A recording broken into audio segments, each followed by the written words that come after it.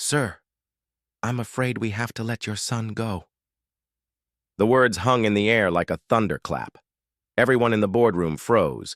At first, it sounded like a cruel expulsion, but it wasn't about a child being dismissed. It was about a janitor being fired. Fired for doing something no one else dared, giving a boy the gift of a language nobody wanted him to have. This story doesn't begin with power or prestige or even expertise. It begins with someone invisible, a woman most people walked past, without ever noticing. And it ends with a child who, for the first time, found a way to tell the world, I exist. The Riverside Center for Special Education was a place built on rules. Therapists with degrees filled the offices. Administrators walked with clipboards and authority. Reports and metrics mattered more than emotions. And then there were the janitors. People expected to stay silent, to clean up the mess, to disappear into the background. Claire Morgan was one of them. 29 years old, with tired eyes and a quiet smile, she pushed her cart down long fluorescent corridors every night. Her uniform was faded, her gloves worn thin, but her hands remembered something she thought she had lost forever: the flowing rhythm of American Sign Language.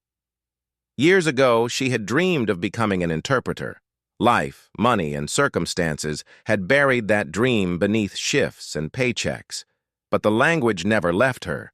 Her hands, like restless birds, still remembered how to speak without sound, and soon she would meet the one child who needed those hands more than anyone else. Lucas Bennett was 6, brown-haired, small for his age, with wide eyes that seemed to hold too many questions. He had never spoken a single word. Therapists labeled him unresponsive. His father, Parker Bennett, a wealthy businessman who had bankrolled half the school's expansion, believed in one thing only: speech. No signing, Parker had declared from the beginning. My son will speak. He won't hide behind gestures.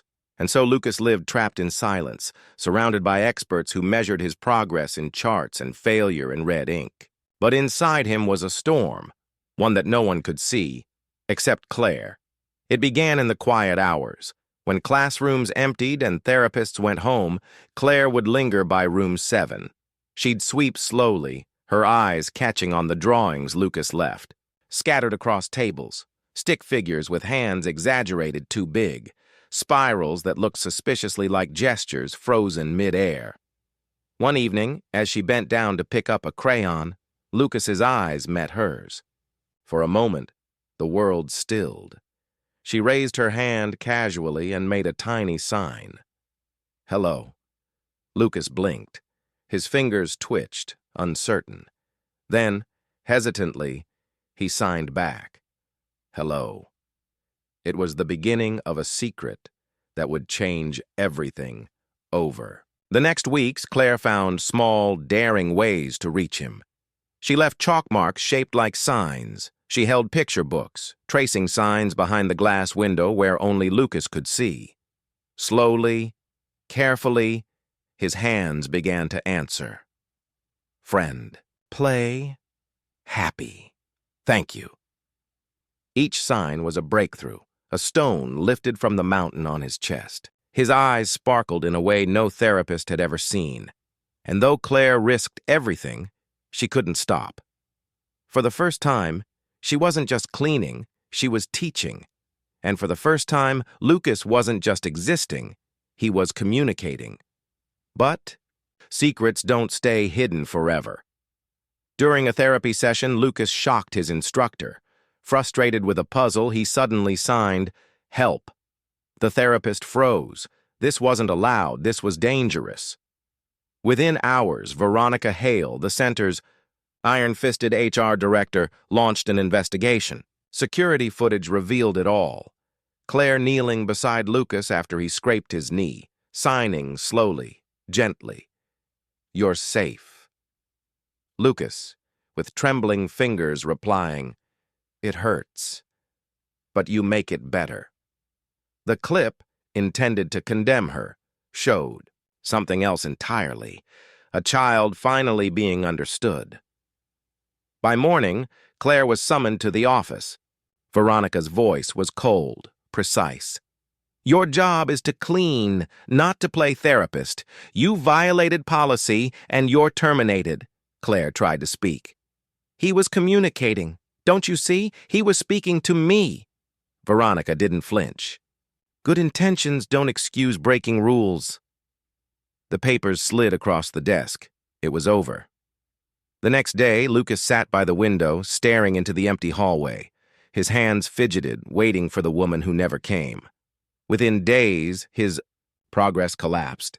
He refused food. He stopped trying. His world went dark again. The staff panicked.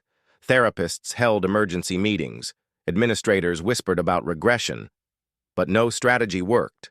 Lucas was fading, and that was when Parker Bennett, the man who avoided classrooms, who drowned, himself in business instead of facing his son's silence, finally returned. He arrived to find chaos.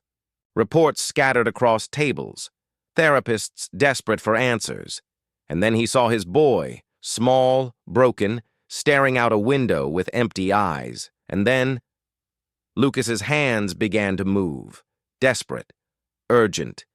He was signing to the hallway. Parker frowned.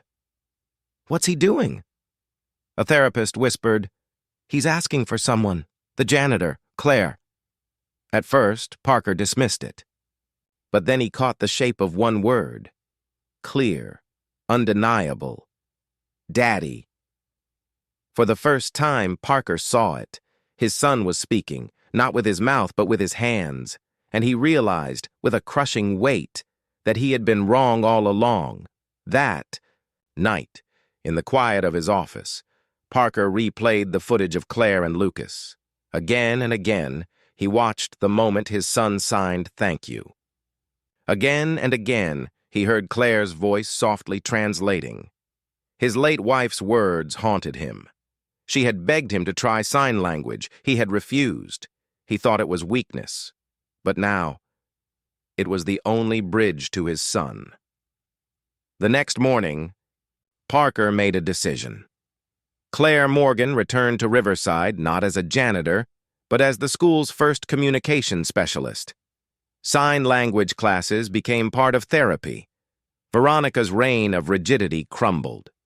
For the first time, children who had been voiceless began to speak with their hands, their eyes, their hearts.